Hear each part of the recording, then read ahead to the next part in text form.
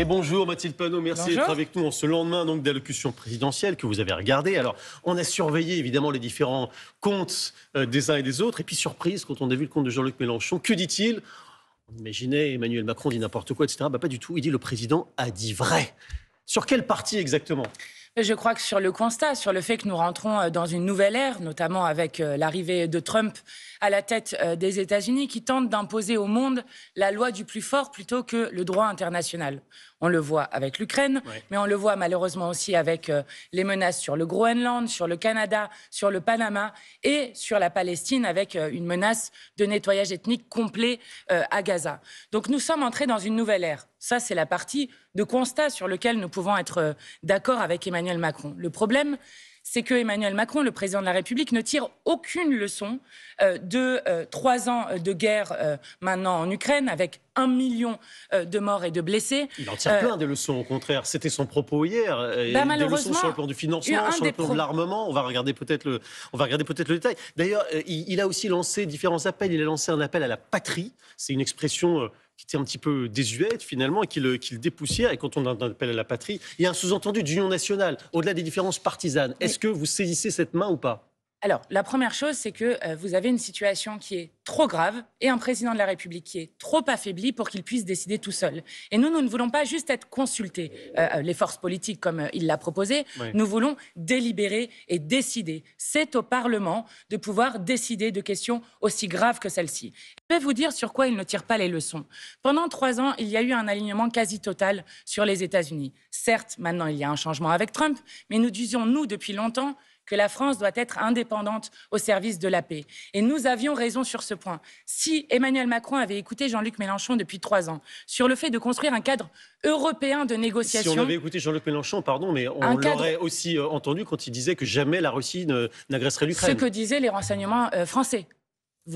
Ah si, alors là, c'est dans une audition de l'Assemblée nationale. Donc, les renseignements français disaient que jamais la Russie n'allait envahir l'Ukraine. Donc, Jean-Luc Mélenchon, se basant sur ce qui était dit par les renseignements français, disait la même chose. Mais depuis, que s'est-il passé? Jean-Luc Mélenchon est le premier homme politique à avoir dénoncé les violations de la frontière par Vladimir Poutine, puisqu'il se trouvait qu'ils étaient dans un avion à 7h du matin. Bon, et depuis, il ne cesse de dire...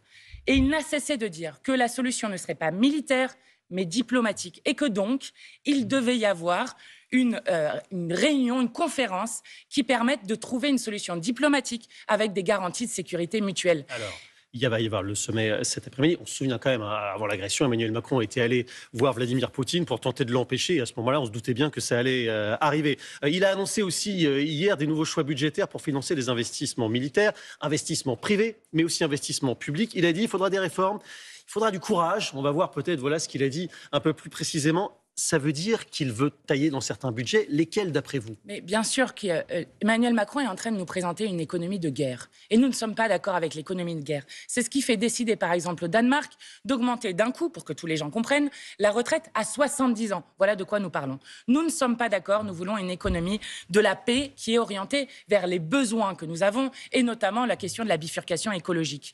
Je vais vous expliquer très concrètement. Ouais.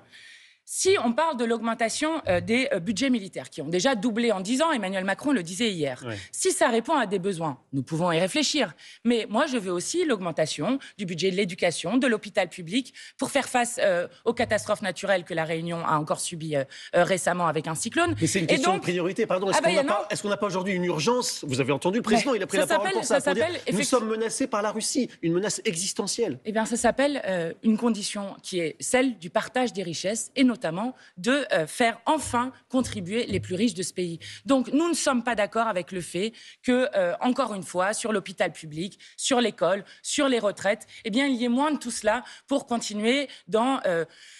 une course à l'armement qui va encore une fois profiter à Trump, puisque je rappelle que plus de 50% des dépenses militaires de l'Union européenne sont tournées vers de l'achat de matériel états-unien.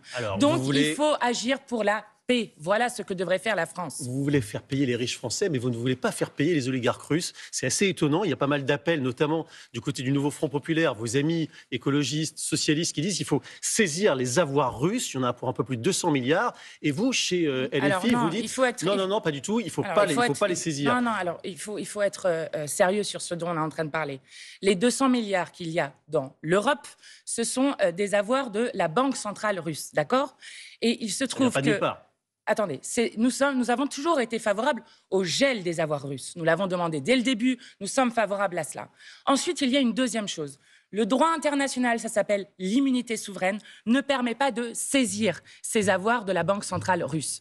Si on allait vers la possibilité de les saisir, alors il y aurait des délais juridiques avec des recours qui pourraient se faire, qui ne seraient pas du coup accessibles immédiatement à l'Ukraine. Or, l'urgence aujourd'hui, c'est l'Ukraine. Donc ce que nous disons, nous, c'est que du coup, ce dont a besoin l'Ukraine immédiatement, c'est de pouvoir résister avec une solution diplomatique au conflit, car il n'y aura pas de victoire militaire. Ces arguments, ils ont du mal à convaincre, y compris encore une fois chez vos amis. Regardez ce que dit Yannick Jadot. Il dit franchement, ils nous font rire. Oui, d'accord. On pourrait rire de ce respect soudain pour les milliards d'une dictature. Regardez ça, stratégie d'abandon de l'Ukraine, de capitulation idéologique. C'est de ça dont ils vous accusent. Vous avez vu la situation de l'Ukraine actuellement ? Vous avez vu que M. Zelensky est obligé à moitié d'accepter qu'on aille chercher dans ses minerais pour des générations et des générations d'Ukrainiens. Tout ça parce que des gens va-t-en guerre pendant des mois et des mois ont refusé qu'on aille à la négociation diplomatique. On dit nous allons gagner la guerre, nous allons gagner la guerre. Vous avez vu le résultat ? Donc maintenant, ça suffit. Il faut revenir au droit international. C'est notre seule boussole. Il faut que vous compreniez le droit international, que la paix et la diplomatie, c'est sérieux. Le droit international, c'est pas d'agresser et d'envahir son pays voisin. Exactement. Mais à quel moment ai-je dit cela ? Donc il faut faire respecter ça d'abord. Oui, et du coup, comment on fait respecter ça ? Expliquez-moi, qu'est-ce que vous allez faire ? Moi, personnellement, rien. Je vous le dis, ce qu'il faut faire, c'est d'armer l'Ukraine et de l'aider à se défendre. Si on avait fait une conférence qui permette une sortie diplomatique à un moment où l'Ukraine était dans une position plus favorable que ce qu'elle est maintenant, nous serions déjà peut-être avec une paix durable. Là, il faut absolument faire en sorte d'aider l'Ukraine et d'avoir une paix pérenne. Voilà ce qu'il faut faire. Il faut arrêter d'être des va-t-en-guerre. Parce que les va-t-en-guerre, vous vous rendez compte de ce qui se passe pour l'Ukraine ? Monsieur Jadot n'en parle pas, je vais vous expliquer. Ouais. Depuis hier, les Ukrainiens sont à l'aveugle. Pourquoi ? Parce que les États-Unis ont décidé d'arrêter de donner des renseignements.